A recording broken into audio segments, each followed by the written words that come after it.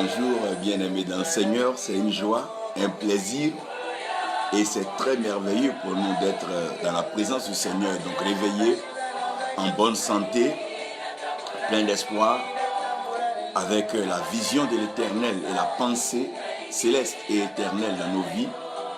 Nous croyons que nous sommes plus que vainqueurs par celui qui nous a aimés et donc qui nous a introduits dans sa victoire éternelle, dans son royaume de gloire, son royaume de lumière, son royaume de révélation et son royaume de bénédiction. Nous avons donc ce matin en fond sonore de l'adoration en lingala et je pense que ça fera du bien à chacun de nous d'ailleurs. Et nous profitons pour bénir le Seigneur pour ses éminents serviteurs, ses aigles, ces messagers, ces hommes humbles qui parcourent donc les nations selon le plan de Dieu, la direction céleste, pour annoncer l'évangile.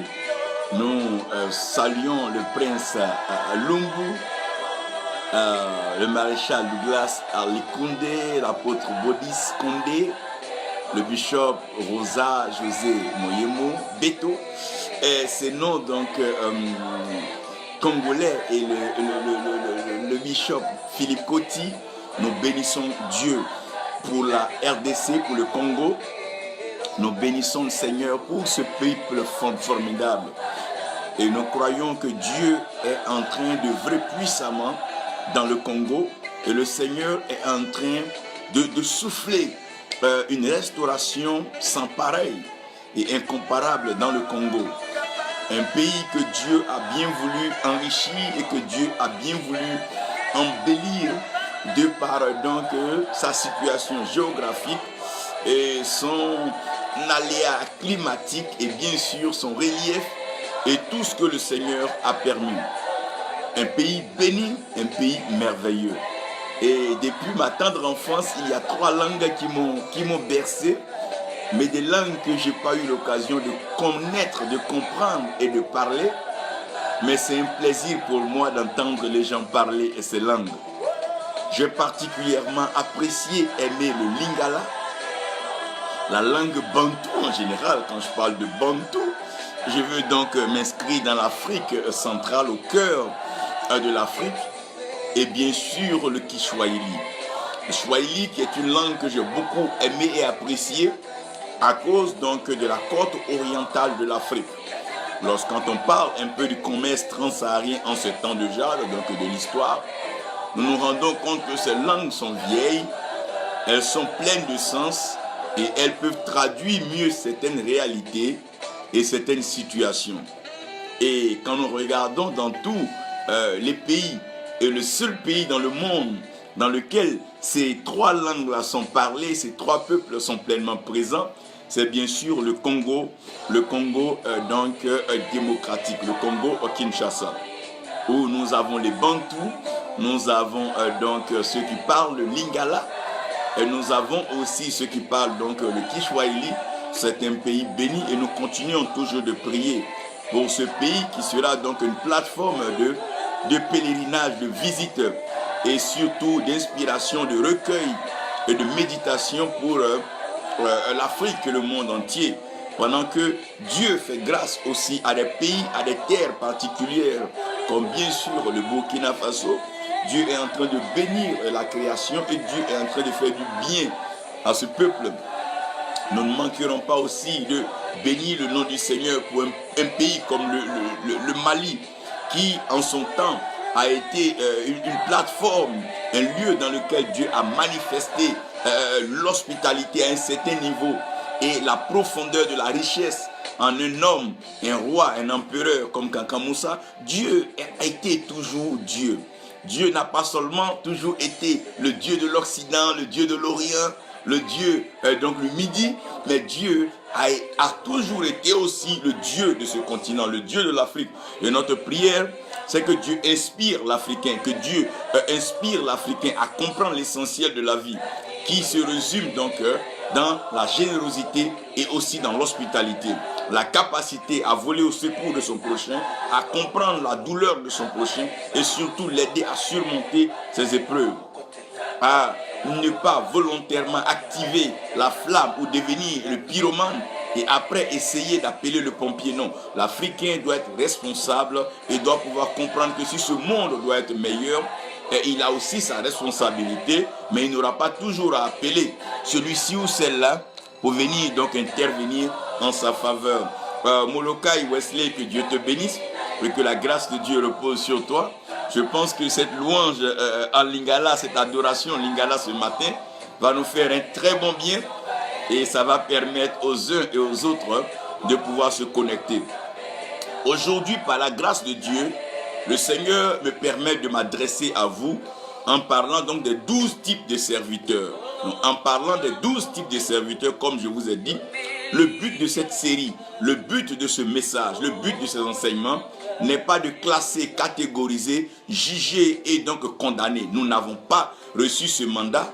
Nous sommes plutôt appelés à apporter la connaissance, la révélation de la parole de Dieu, exposant la vérité dans sa plénitude, dans sa clarté, pour que quiconque se retrouve quelque part puisse se remettre en cause et s'aligner sur la volonté de Dieu. Ce n'est pas compliqué, la repentance n'est pas payante, la confession n'est pas payante, ce sont des choses purement gratuites, volontaires, seulement ça doit venir du fond du cœur. Donc lorsque nous nous retrouvons dans l'un de ces types ou l'un de ces groupes, il est question que nous nous revoyons, que nous nous remettons en cause, que nous rapprochons de Dieu, afin que nous lui expliquons ce que nous avons pensé, ce que nous avons cru étant meilleur, qui est d'ailleurs contraire soit à ce que lui veut, comme c'est sa volonté que nous voulons faire, c'est lui qui nous a envoyés, nous allons alors nous soumettre à sa volonté et nous laisser guider par son esprit. Si nous sommes d'accord que ce n'est pas notre volonté, ce n'est pas notre œuvre, ce n'est pas notre mission, et donc ces âmes à qui nous sommes en train de parler, nous ne leur parlons pas de nous, mais nous leur parlons de Jésus-Christ, et que Jésus-Christ est assis à la droite du Père. Donc notre but, notre finalité, c'est que ce peuple-là puisse être donc enlevé dans les airs avec le Seigneur Jésus-Christ pour donc discipliner l'épouse davantage afin de la faire asseoir pleinement dans le lieu céleste conformément à la parole et à la prédication que nous avons reçue de nos anciens qui eux-mêmes ont reçu de leurs dévanciers, que Dieu a bien voulu faire savoir au travers de la révélation de sa parole et les épîtres qu'il a permis à son serviteur Paul de pouvoir écrire.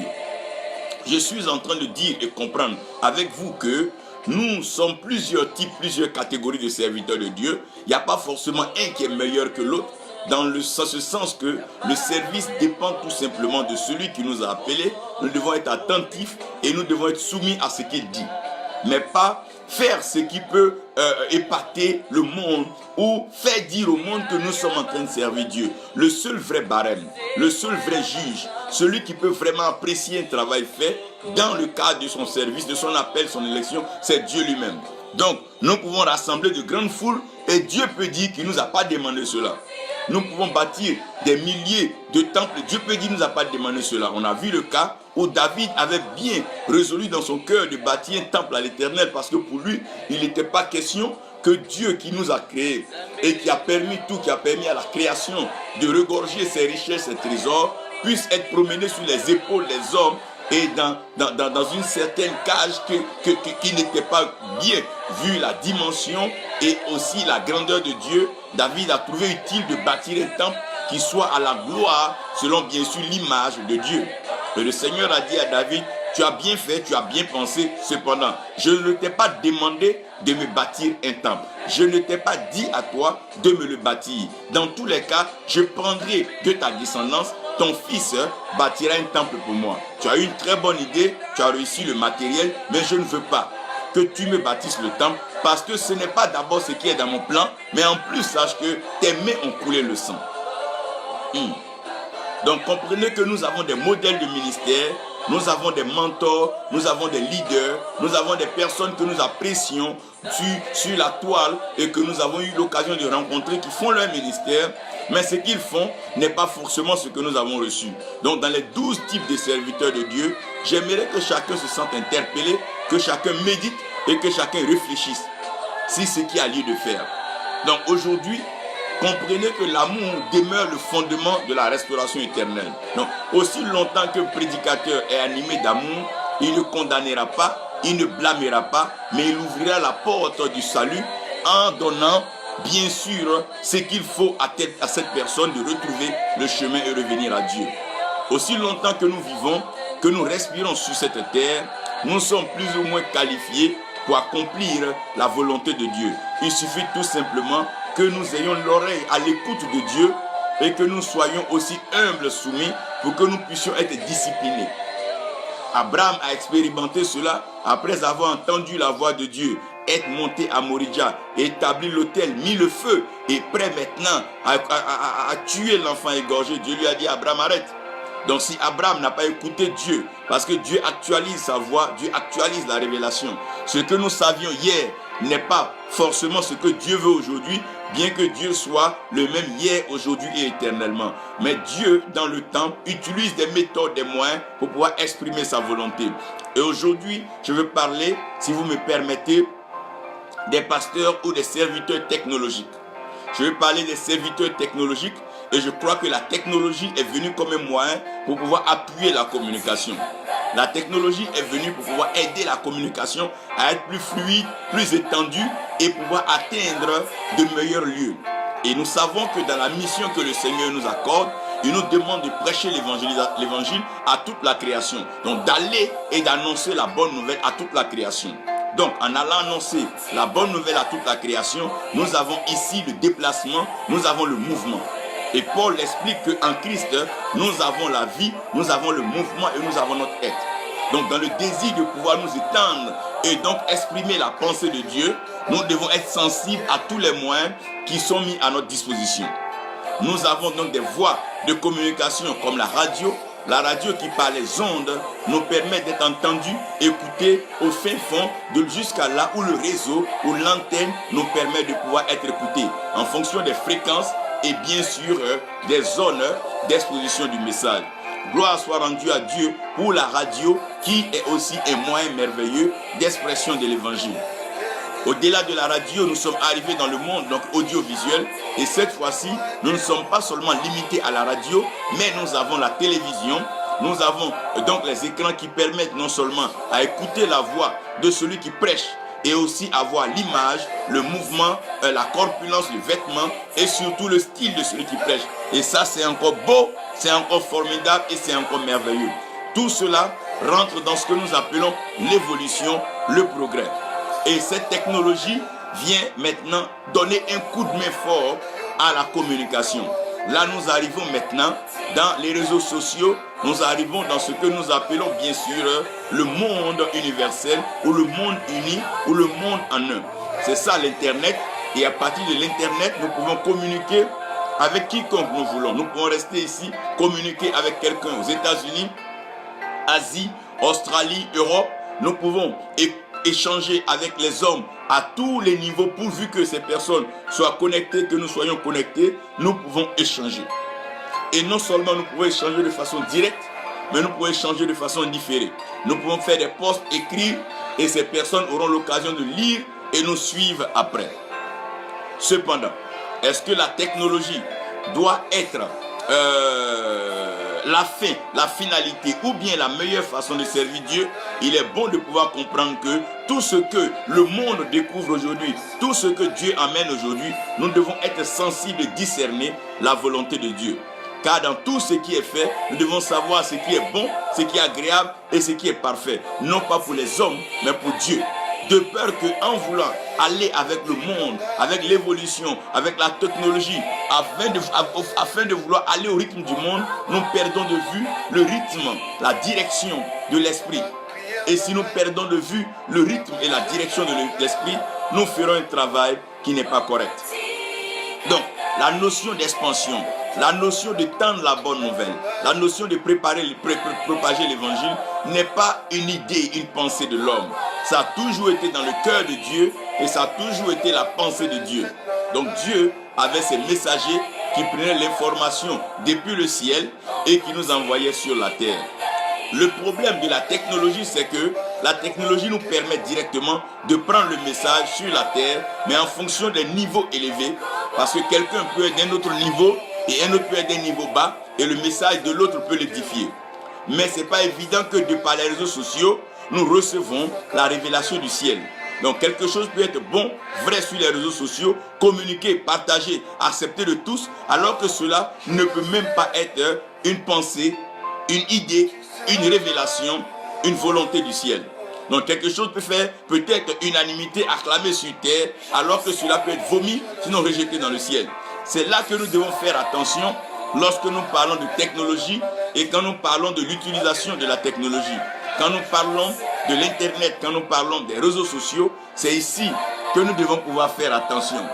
Parce que si nous ne faisons pas attention, il nous sera difficile à un certain moment. Il nous sera difficile à un certain moment de pouvoir suivre la volonté de Dieu.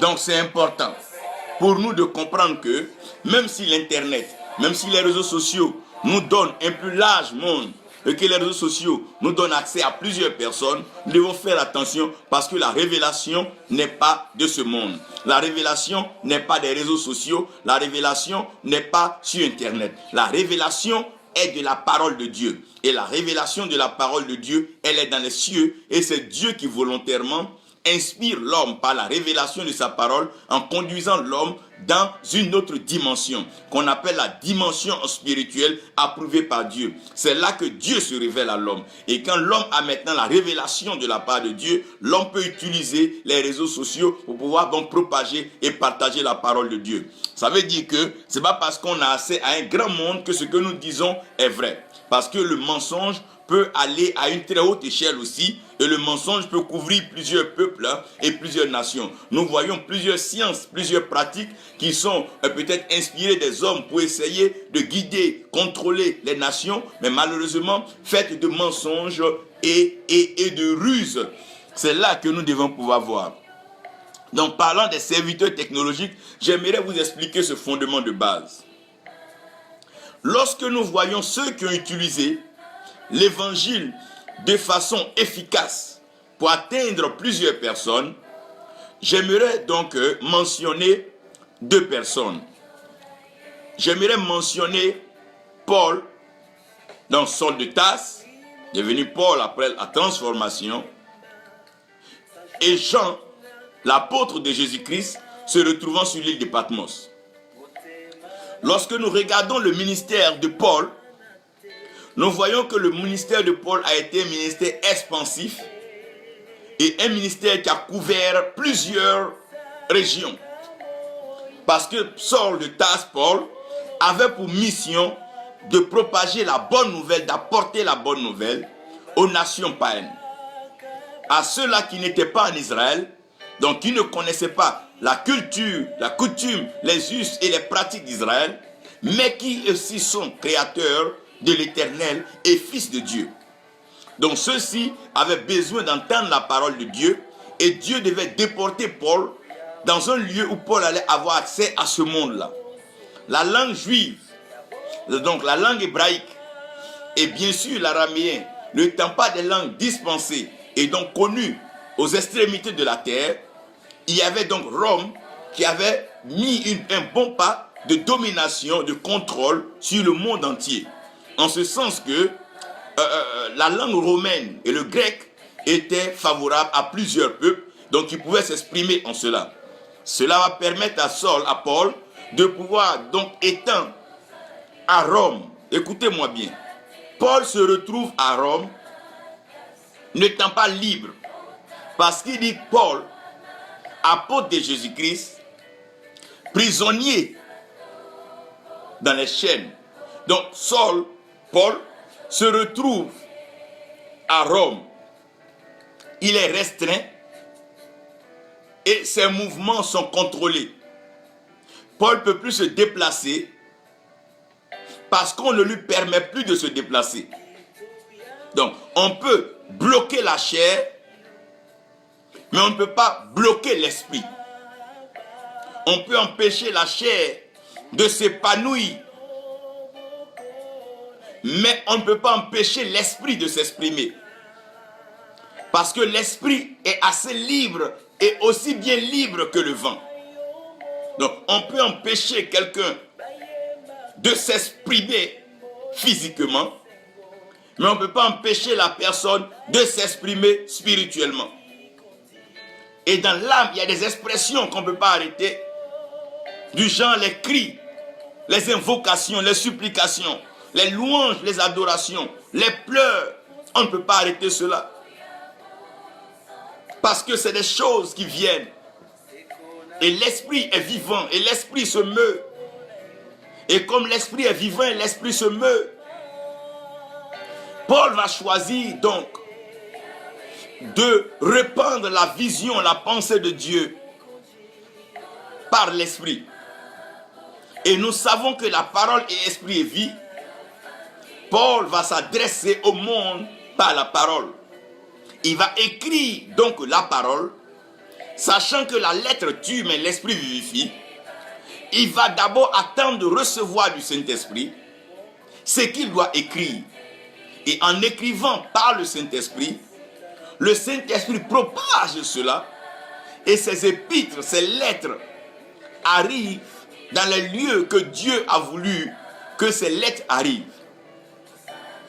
Donc quand Paul va s'adresser aux Éphésiens, aux Corinthiens, il va s'adresser aux Philippiens et à tout ce monde-là, Paul va écrire en fonction de l'Esprit de Dieu. Ce qui fait que la lettre qu'il va adresser aux Colossiens n'est pas la lettre qu'il va adresser aux Corinthiens ou aux Éphésiens. C'est vrai que dans toutes les lettres, il fait mention de Jésus-Christ comme Seigneur et Sauveur, car c'est le fondement, c'est le point saillant, le point culminant de l'Évangile. Donc déjà, Paul avait accès au monde de par la langue que Paul parlait, de par la langue que Paul pouvait écrire, et le Saint-Esprit qui pouvait amener la lettre au lieu indiqué et au lieu du besoin. Après donc Paul, nous avons Jean, l'apôtre Jean. Et en vous parlant, je vous ai dit que l'apôtre Jean s'est retrouvé comme Paul dans des conditions de restriction, de séclusion et de reclusion. Donc étant dans ce lieu de restriction, ne pouvant pas se déplacer lui-même, va recevoir la révélation de Jésus-Christ. Donc Jean n'est pas sur l'île de Patmos et s'ennuyant, n'ayant pas de contact avec les autres, ou bien par oisiveté, va décider d'adresser des lettres à chacun d'eux. Mais c'est l'ange de l'Éternel, donc Jésus-Christ, qui lui parle et qui va lui demander d'adresser ses courriers, d'adresser ses messages aux anges des églises. Donc ces anges-là se trouvaient dans des lieux précis et que le Seigneur avait voulu leur parler, mais au travers de Jean, à qui il donnait la révélation. Donc quand Dieu apporte la révélation à une personne, Dieu favorise les terres, les lieux, les milieux et les personnes à qui Dieu veut apporter cette révélation. Donc si Dieu t'apporte une révélation aujourd'hui, que Dieu veut la présenter au roi de Dubaï ou bien aux Émirats, Dieu créera les moyens pour que ce message lui soit transmis. Dieu utilisera les moyens que lui-même il trouve bons et meilleurs pour lui adresser ce message. Soit par des songes, par des rêves, par des rencontres, une curiosité sur les écrans, mais Dieu trouvera les moyens de pouvoir déporter le message. Nous voyons que Jean a fait un ministère impeccable, merveilleux, pas parce qu'il a adressé le message à plusieurs anges des églises, mais parce qu'il a fait selon la direction, l'ordre reçu de Jésus-Christ. Paul, dans son cas, a fait une mission merveilleuse parce qu'il n'adressait pas les lettres selon son bon vouloir, mais c'est conduit par l'Esprit que Paul a adressé les messages. Si nous comprenons que tous les moyens qui sont mis à notre disposition sont bons, ces moyens doivent nous permettre d'avoir accès à ce que Dieu veut. Nous sommes sauvés par grâce au moyen de la foi. Donc notre foi a pour but de nous connecter à la grâce et pas à autre chose.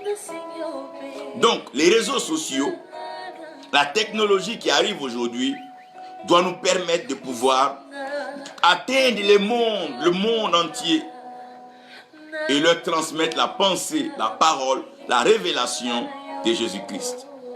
Si cela est, bravo. Si cela n'est pas, alors il y a un problème. Pourquoi aujourd'hui nous sommes en train de parler dans notre étude des serviteurs technologiques? Parce que vous devez apprendre à les connaître. Vous devez apprendre à discerner cela. Aujourd'hui, dans ce monde-là, la plupart des hommes de Dieu, même ceux qui sont dans les villages et les campements, ont des téléphones, grâce au réseau, peuvent envoyer des textes, des messages, des informations et communiquer.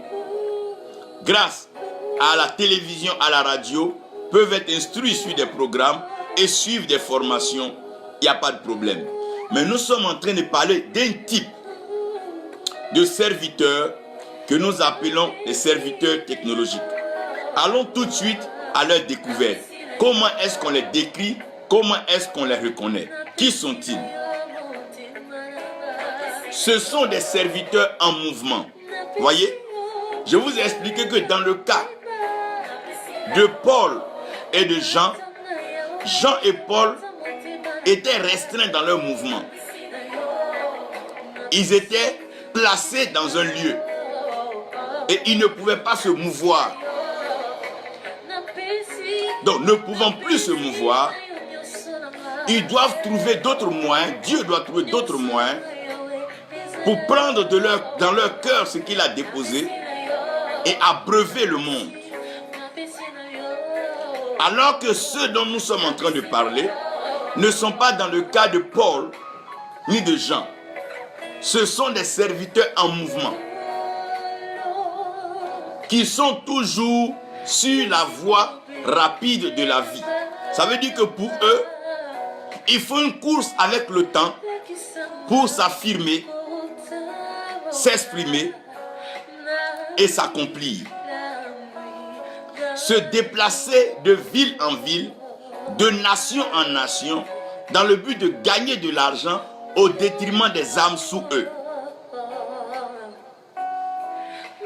Ce qui n'était pas le cas de Jean et de Paul, qui écrivaient les lettres, qui adressaient les lettres aux églises, parce qu'ils étaient restreints dans un lieu, et pas dans le but de gagner de l'argent, mais de faire connaître Jésus-Christ, et préparer ceux qui recevaient ces messages-là à se discipliner pour le retour de notre Seigneur Jésus-Christ. Ils passent des semaines loin de l'église. Puisqu'ils ont une chapelle, une bergerie, ils sont supposés être sur le troupeau.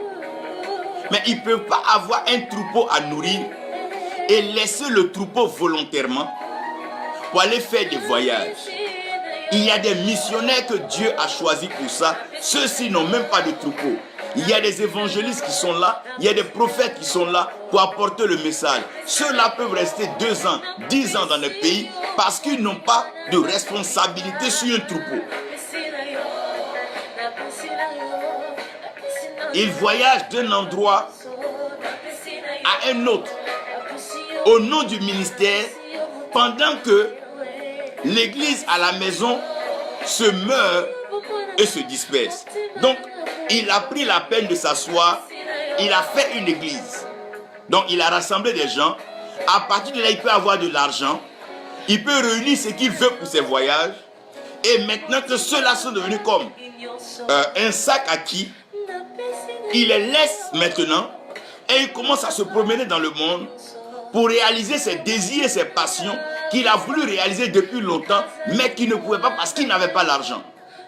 Donc il se bat, il s'assoit pour avoir après lui un noyau, un troupeau, pour se rendre crédible là où il va.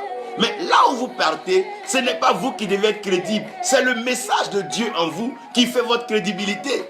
Si vous partez en jet privé, que vous partez mentir aux gens sans leur parler de Jésus-Christ, mais que vous soyez arrivé en jet ou privé ou pas, ça n'apportera rien au ciel, ça ne changera rien dans la vie des personnes à qui vous parlez. Au contraire, vous les rendez misérables et encore dépendants de Satan.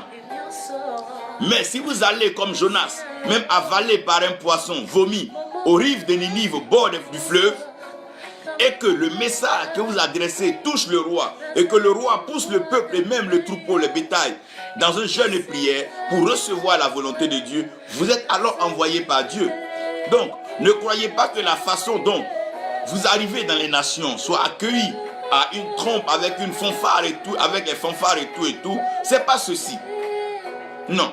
Donc, le troupeau pour lequel ils ont juré dire qu'ils sont bergers, donc pasteurs, à qui Dieu a envoyé donc, si Dieu oui, ces brebis sont délaissées pour compte, et maintenant, ces derniers sont dans le monde entier, oubliant carrément qu'ils ont un troupeau, d'après eux que Dieu leur a confié, et en train de se promener de grands sites du monde à grands pays au monde, n'allant jamais prendre des images dans les villages, les campements, les animaux, où même le message a du mal à passer, pendant que l'église, la maison meurt et les brebis se dispersent. Ils téléchargent toujours des messages sur Internet pour prêcher à leur congrégation. Et l'appel les leurs. Puisqu'ils n'ont pas le temps de rechercher la volonté de Dieu, ils n'ont pas le temps de comprendre ce que Dieu veut, ils n'ont pas le temps de communier avec Dieu. Ils sont devenus trop grands, ils sont devenus trop importants. Ils n'ont plus le temps de parler avec le Dieu qui les a appelés. Ils vont sur les réseaux sociaux, ils se connectent à certains hommes de Dieu qui les savent bons prédicateurs, ils les savent appeler de Dieu, et ils vont télécharger ces messages-là, qui les bossent par cœur.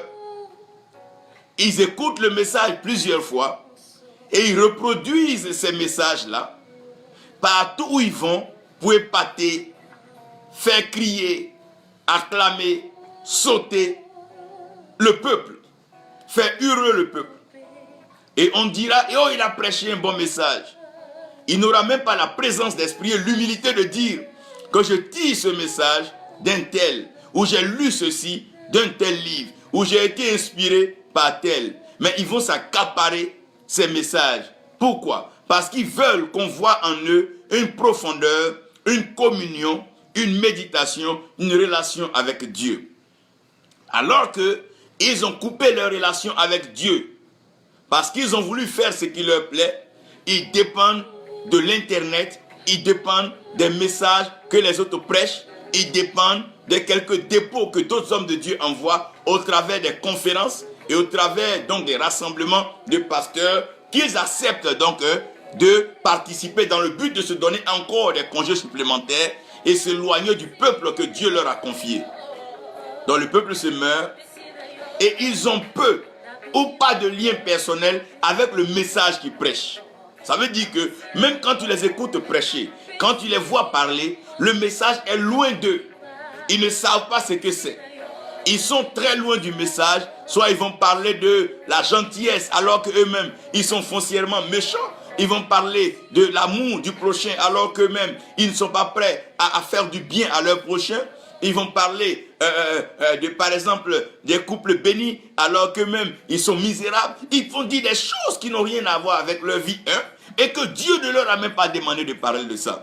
Ils vont parler d'une certaine prospérité, alors qu'eux-mêmes, ils savent qu'il n'y a pas de brin de prospérité dans leurs actes, dans leurs agissements, dans leur langage, mais plutôt des moyens subtils pour emmener le pauvre à croire que ce dernier en a, alors que c'est un escroc, c'est un loup-garou qui est prêt à donc soutirer le peuple. Il n'a pas d'assurance lorsqu'il n'a pas de test lu sur l'internet. Il n'a pas d'assurance quand il n'a pas un message préparé. Il n'a pas d'assurance quand il n'a pas un livre de quelqu'un qui doit lire. Parce qu'il sait que, étant sur la scène, le Saint-Esprit ne viendra pas le soutenir. Parce qu'il est en train de faire un autre travail. Il n'est pas d'abord à son lieu, il n'est pas à sa place et il n'est pas dans le temps que Dieu veut. Mais il est dans les lieux tout simplement parce qu'il désirait. C'était ses rêves d'enfance ou quoi. Il veut les accomplir. Tant mieux. Tant mieux. Mais est-ce Dieu? La question reste. Donc, il prêche des messages, il parle de certains messages, il parle de réveil alors qu'eux-mêmes ne sont pas réveillés. Parlent de restauration alors qu'ils ne savent pas de quoi il s'agit. Ils parlent d'impact alors qu'on ne voit pas la poigne du message qu'ils apportent. Ils parlent du règne alors que c'est des choses qu'on ne voit pas, qu'on ne comprend pas. Donc ils disent des choses qui n'ont pas de sens. C'est un peu ce que j'appelle la politique bluffée d'Afrique. L'Africain parle du libéralisme alors que quand tu l'approches, tu vois mal cette liberté dans la gestion du pouvoir. L'Africain parle de démocratie, mais quand tu regardes au fait la conduite au pouvoir de l'Africain, il n'y a rien qui ressemble à la démocratie. L'Africain parle de socialisme, mais tu ne vois rien de social. Donc c'est des thèmes empruntés de l'Occident, mais qui n'ont pas de poids. Ils ne comprennent pas cela. Ils ne peuvent pas comprendre parce que ce n'est pas leur message, ce n'est pas leur test, ce n'est pas leur approche. Ils ne peuvent pas comprendre ça. Même quand ils font semblant d'aller à l'école de ces derniers, ils ne retiennent rien de cela. C'est comme Géasi étant l'école d'Élysée, mais ne sachant pas que Élysée n'est pas dans l'escroquerie et dans tout ça. Élysée est quelqu'un qui est à l'écoute de la voix de Dieu. C'est Dieu qui pourvoit pour Élysée. C'est Dieu qui apporte à Élysée. Donc Élysée sait que même si les hommes ne lui donnent pas, Dieu saura lui donner. Que ça ne soit pas en abondance ou en grande quantité, mais toujours est-il que Dieu pourvoira à ses besoins. Et aussi longtemps que Dieu pourvoit à tes besoins, tu es béni. Donc, ils sont tout le temps en mouvement, toujours sur la voie rapide, express, en train de se déplacer de ville en ville, de nation en nation, juste pour gagner de l'argent, au détriment de ceux qui sont sous eux. Parce qu'ils veulent le faire comme ça pour avoir les moyens.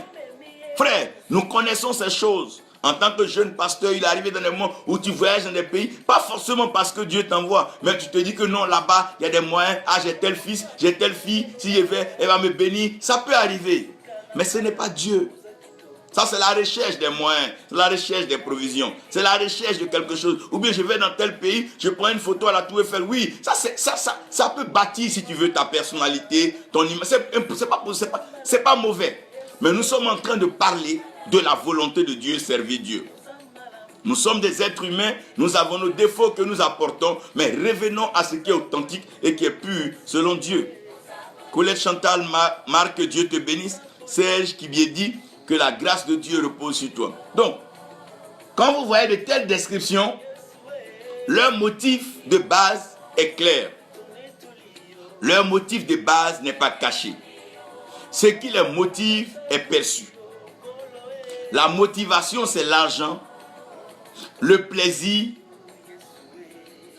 et les propriétés. Donc, leur objectif, c'est l'argent, le plaisir et les propriétés. Non, j'ai une église ici, j'ai des fils là, j'ai un centre de prière dans tel pays, j'ai tout et tout là, là, là et là et là. Alors que ce que nous oublions, c'est que les nations doivent être disciples de Jésus-Christ. Pas nous. Mais nous devons leur parler, leur prêcher Jésus-Christ. L'argent. Allant dans des pays où on peut avoir facilement l'argent. Dieu peut se servir des moyens pour attirer quelqu'un dans un pays. Mais c'est Dieu qui attire toujours les personnes dans les lieux. L'autre a vu la plaine toute belle. Et l'autre a dit, mais moi je vais là-bas. Cette plaine est devenue ce que nous avons connu après comme Sodome et Gomorrhe. Ils utilisent Dieu pour améliorer leur sort dans la vie. Pas parce que Dieu ne peut pas bénir ou que Dieu ne bénit pas. Mais ils utilisent Dieu, le nom de Dieu, pour améliorer leur sort dans la vie. Se cachant subtilement derrière l'évangile, derrière la parole de Dieu, essayant de rendre leur vie meilleure sur le point de vue matériel, financier, acquis, aisance. Leur niveau de vie est supérieur aux revenus de leur église. Ils vont se permettre de dormir dans les hôtels 5 étoiles ou rouler des voitures hors série, faire des voyages en première classe, en business class, pendant que l'église, le troupeau, souffre. Certains dorment à la belle étoile. Et certaines de ces mamans, de ces jeunes gens qui se battent jour et nuit, n'arrivent pas à réunir 2 mets ou 1 mets complet par jour. Ça ne mange même pas. Le social est bâclé. Parce que cet argent-là doit être utilisé pour quoi? Pour élever le niveau de vie. Des vêtements très chers, des chaussures coûtent très cher, des montres de valeur, des voitures qui coûtent les yeux de la tête, au-dessus des revenus de l'église. Amener les gens tous les jours à des sacrifices extraordinaires, sans eux-mêmes en consentir, mais gaspillant, dépensant cet argent pour leur plaisir et leur loisir, s'offrant des vacances, des congés, ça et là, au détriment de ce peuple qui pense et qui dit haut et fort, abreuvé.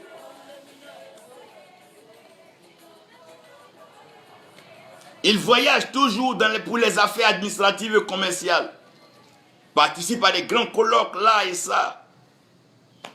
Ils veulent qu'on dise qu'ils s'affichent dans le monde des affaires, le monde des décideurs. Ils sont puissants, ils sont forts. Pendant leur voyage, ils continuent de surveiller l'église par téléphone.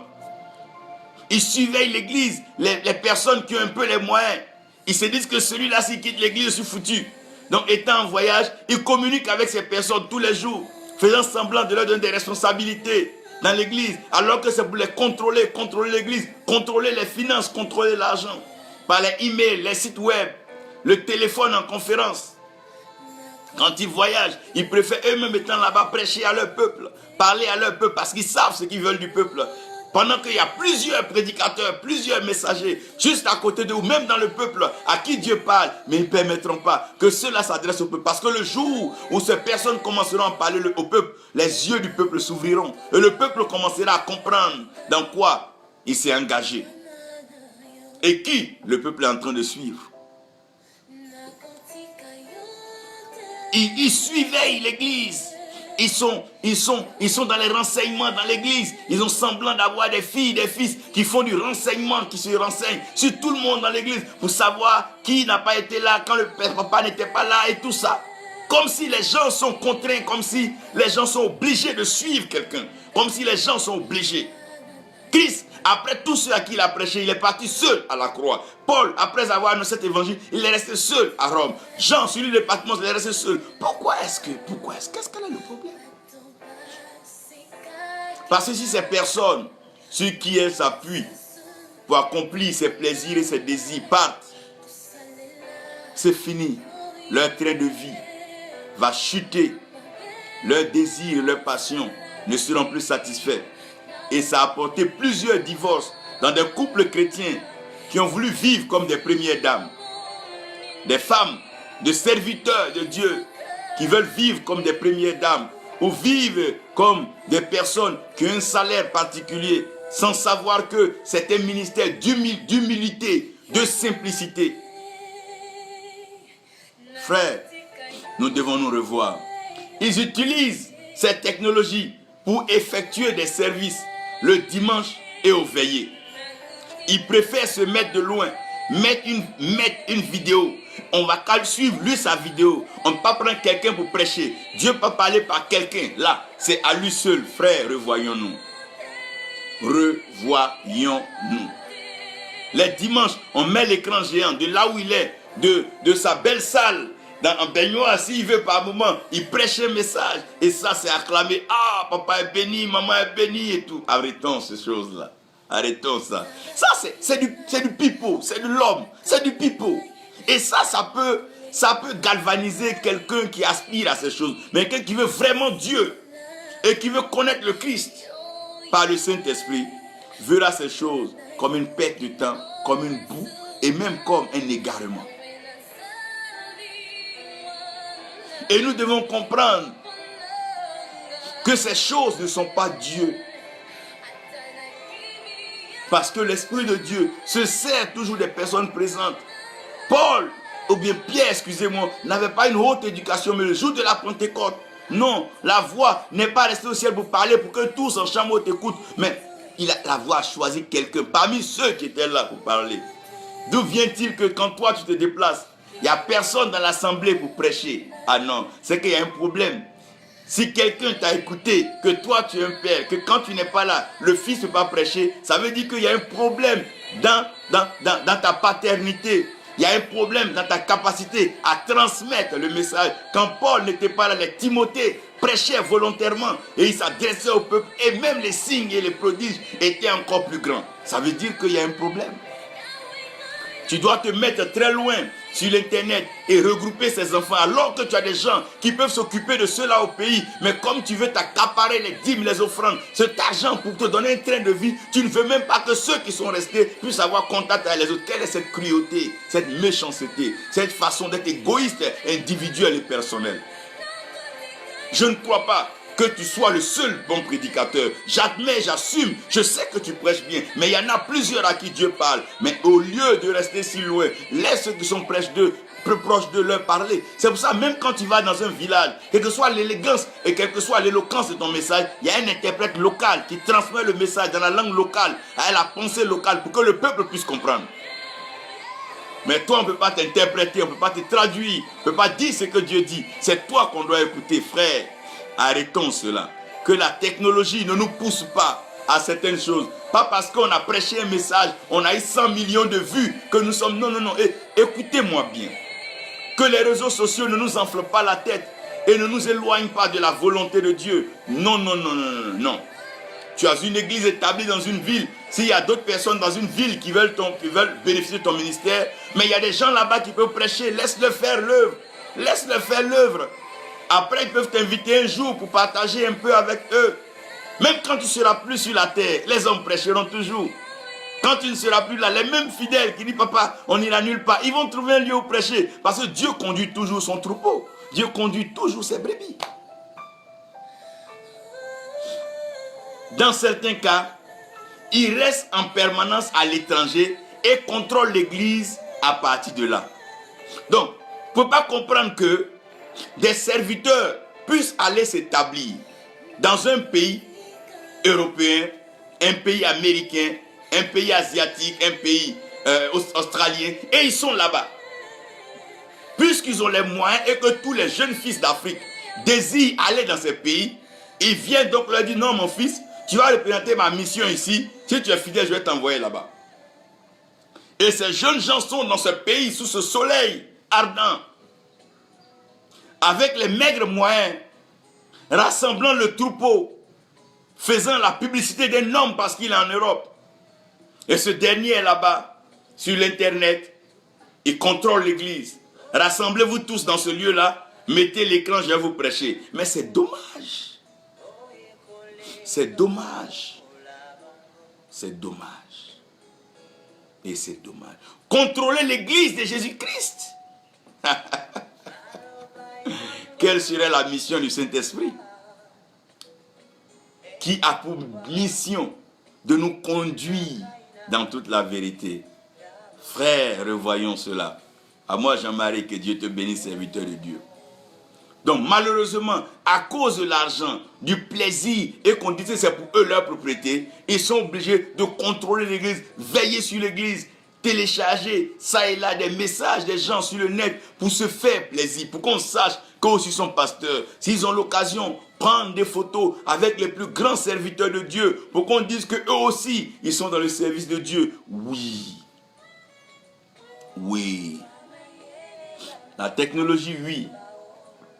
Mais Dieu. La radio, oui. Mais Dieu. La télévision, oui. Mais Dieu. L'internet, oui. Mais Dieu. Leur démérite. Vous allez voir que leurs associés ne sont pas fiables.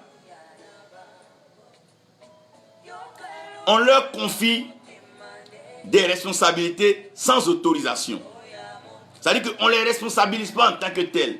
C'est quand on doit voyager, on les met là. Quand on vient, on les démet. Donc les gens n'ont pas cette autorisation de pouvoir être responsable, de pouvoir s'assumer, s'afficher. Le jour que ce dernier veut afficher son ministère, on dit, si tu veux faire pour toi, pars de là. Frère, c'est l'œuvre de Dieu, ce n'est pas notre œuvre. C'est l'œuvre de Dieu, ce n'est pas notre œuvre. Nous sommes dans le service. Nous servons les uns les autres. Bien sûr, étant conduits par le Saint-Esprit. Mais faisons attention. Leurs associés ne sont pas fiables. Tu vas dans toute la grande église, à part lui, il n'y a pas quelqu'un qui peut prendre le micro et soutenir l'évangile à un certain niveau. Il y a un danger. Il n'y a pas de succès où il n'y a pas de succès. Et là où il n'y a pas de successeur, je vous garantis qu'il n'y a pas de succès. Le jour que cette personne part, cette œuvre va se fondre et va disparaître. Même le jour qu'il aura un problème entre cet homme et son épouse, l'œuvre va disparaître. Pourquoi? Parce qu'on a appuyé des choses sur nous. On a placé tout sur notre épaule. La Bible dit le gouvernement, le règne de cette œuvre-là sera sur l'épaule de Christ.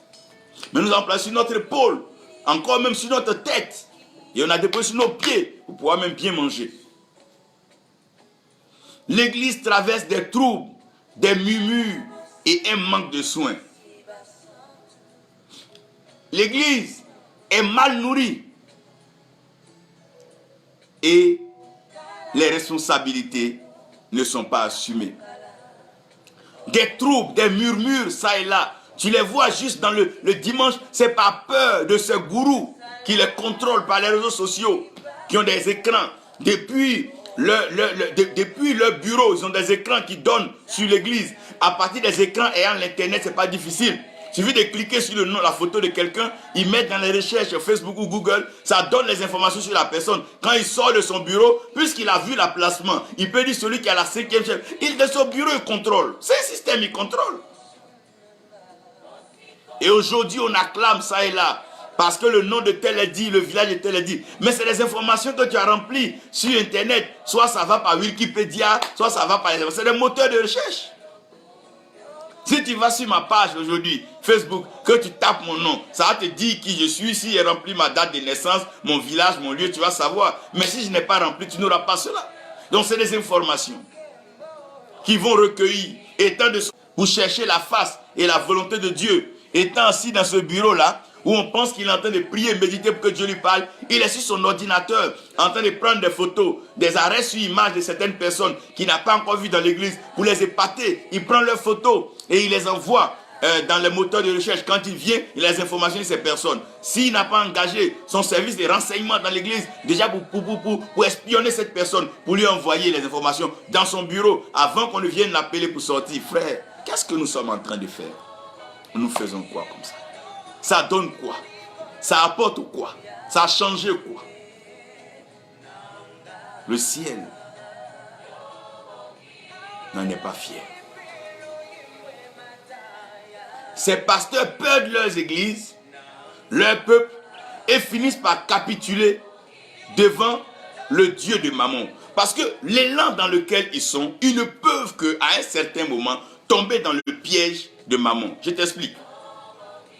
Quand quelqu'un élève son niveau de vie au-delà de ce qu'il peut produire, mais que son niveau de vie est en fonction de ce qu'il escroque, ce qu'il ramasse ça et là par des personnes, le jour qu'il ne pourra plus faire ça, mais il ne pourra pas tenir le niveau de vie. Oui, quelqu'un par exemple arrive à rassembler 30-40 millions par mois en fonction de ceux qui sont avec lui, qui lui donnent de l'argent.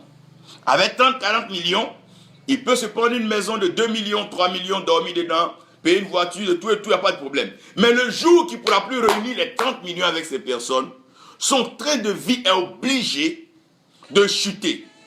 Et ne pouvant pas accepter, il va aller composer avec des pratiques maléfiques, sataniques et démoniaques. Ce qui arrive aujourd'hui dans le showbiz et la musique est tout simplement parce qu'aujourd'hui les artistes veulent seulement s'afficher, s'affirmer que ils ne tiennent pas compte du fait que c'est Dieu qui bénit et c'est Dieu qui bénit les mains qui travaillent. Donc si tu n'es pas sûr que tes concerts, tes activités peuvent te produire certains montants, ne t'engage pas dans certaines dépenses. Tu vas louer une salle qui te revient à 4 millions par mois. Tu comptes sur qui pour payer cette salle?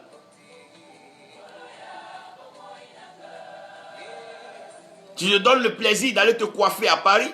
Il y a de bons coiffeurs, oui. Mais combien de temps tu pourras soutenir cela? Donc, ils tombent facilement dans la main de maman. Et tout ce qu'ils font maintenant doit apporter de l'argent. C'est vrai que l'argent est un besoin, mais ce n'est pas le tout. Et ils rentrent dans la vie du plaisir et de la renommée. C'est leur nom, c'est leur titre, c'est leur nom, c'est leur titre, c'est leur nom. Organiser de grandes cérémonies pour que leur nom soit élevé, leur titre soit élevé, porter des tenues, soi-disant que c'est un sacerdoce. Tout ça, il faut vérifier, il faut regarder, il faut voir. Est-ce que c'est vraiment biblique? Est-ce que c'est le Dieu? Ils perdent leur Dieu et ils perdent leur ministère. Malheureusement, ils perdent leur Dieu et ils perdent leur ministère. Si Dieu n'a pas encore trouvé utile de t'envoyer dans un pays, ce n'est pas parce que Dieu ne connaît pas le chemin pour t'envoyer dans ce pays, mais c'est parce que Dieu trouve que ce qu'il est en train de t'instruire n'a pas besoin de ce lieu-là personnel particulièrement. Mais au temps convenable, lui, Dieu, permettra.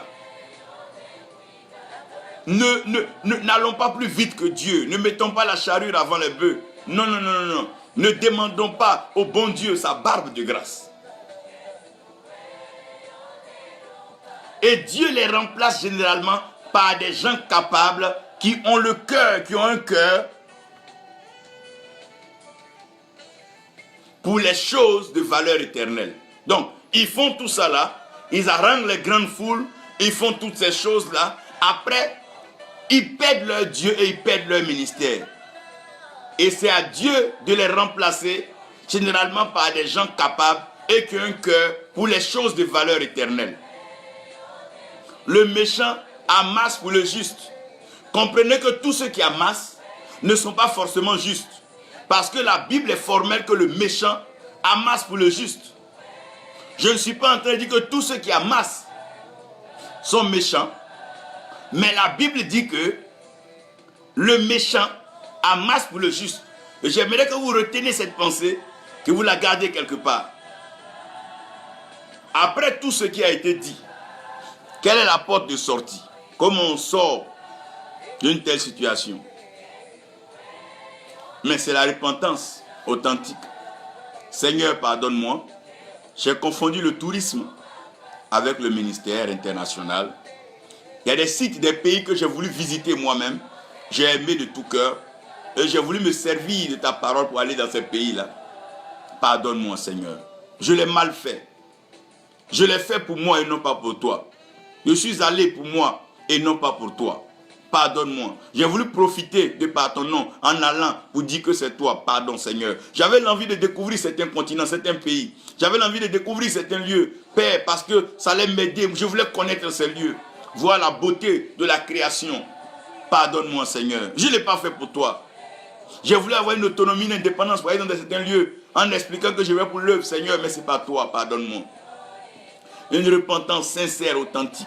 Je suis allé dans un tel pays parce que j'avais l'envie d'être là. Pas parce que tu m'as envoyé. Je me bats, je force, j'escroque, je vole, je mens aux gens pour pouvoir me maintenir là. Mais Seigneur, ce n'est pas toi. Pardonne-moi. Je te demande pardon. Et demander une restauration et la redécouverte du but fondamental du ministère. Seigneur, pourquoi tu m'as appelé? M'as-tu appelé pourquoi? Pour accomplir quoi? Qu'est-ce que tu attends de moi? As-tu 1, 2, 3 personnes à qui veux-tu que je parle de ta part pour que ces personnes puissent relayer ton message? Ou bien veux-tu que je parle à des foules, à des croisades? M'as-tu préparé pour quel genre d'œuvre? M'as-tu envoyé vers des villes, des villages, des gens qui veulent entendre ta voix? Ou m'as-tu envoyé vers des chefs, des leaders, des rois? Vers qui veux-tu que je parle? Seigneur, as-tu choisi des nations pour lesquelles je m'adresse? Si oui, envoie-moi vers ces nations. Sinon, Seigneur, maintiens-moi à la maison et laisse-moi t'adorer, te louer. Cela ne fera pas de moi moindre que les autres. Cela ne fera pas de moi un plus petit pasteur, mais cela fera de moi un serviteur humble qui a accepté d'écouter et de se soumettre à ta volonté. Comme le Seigneur dans le jardin a commencé à prier à Gethsemane. Oui, oui, oui, pas sa volonté, mais ta volonté. Seigneur, pas notre volonté, mais ta volonté. Pas comme nous voulons, mais comme tu veux. Pas comme nous pensons, mais comme tu penses. Pas comme nous concevons, mais comme tu conçois. Pas comme nous avons décidé, mais selon que tu as décidé. Pas comme nous pouvons aller, mais comme tu nous permets d'aller. C'est toi qui nous donnes la vie, le mouvement et l'être. C'est toi qui nous étends, c'est toi qui nous exposes et c'est toi qui nous établis. Seigneur, pardonne-nous parce que nous avons mal fait, nous avons mal choisi. Nous avons eu depuis l'enfance l'envie de visiter certains pays, d'aller prendre des photos quelque part sur des belles plages et des bons lieux, Seigneur. Tu ne nous as pas envoyés, nous sommes partis de nous-mêmes. Pardonne-nous, Seigneur. Pardonne-nous. Nous voulons simplement que tu nous envoies. Et quand nous aurons un congé, Seigneur, le peu que nous aurons économisé de parce que tu nous aurais donné, alors nous pourrons nous donner ces temps et ces bons moments en famille. Mais nous voulons utiliser les moyens que tu nous apportes pour te servir là où tu veux et accomplir ton œuvre. Seigneur, pardonne-nous. Pardonne-nous que l'Internet, que les réseaux sociaux, la technologie ne soient pas un moyen pour nous de pouvoir nous vendre partout et vendre des choses qui sont dans nos pensées sans toutefois transmettre ta parole, apporter les vies vers toi pour qu'elles se convertissent, qu'elles se répandent et qu'elles soient transformées par ta parole et par ta vérité. Pardonne-nous, Seigneur, parce que nous n'avons pas compris. Nous avons pensé que plus nous rassemblons du monde, plus nous le faisons pour toi. Alors que toi, une personne qui se repent, la joie est grande dans le ciel. Seigneur, pardonne parce que nous avons pensé à une généralité alors que tu étais dans une particularité, une simplicité, une authenticité. Seigneur, pardonne-nous parce que nous avons voulu multiplier les actions ça et là alors que tu voulais une seule action. Tu n'as pas voulu le sang de tous les animaux, mais un sacrifice excellent, parfait, par Jésus-Christ qui rentre dans le lieu très saint et qui s'offre lui-même. Seigneur, ce que tu as voulu, c'est que nous parvenons à comprendre ta volonté. Pardonne-nous, pardonne-nous. Toutes ces églises que nous avons ouvertes ça et là pour avoir le contrôle et avoir les offrandes, Seigneur, pardonne. Responsabilise les gens pour les occuper, pour que nous puissions nous consacrer à là où nous sommes pour faire ce que tu nous as demandé.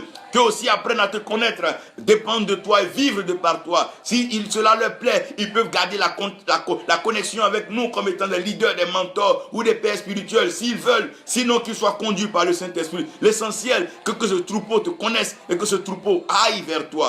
Pas vers nous, mais vers toi. Seigneur, pardonne-nous.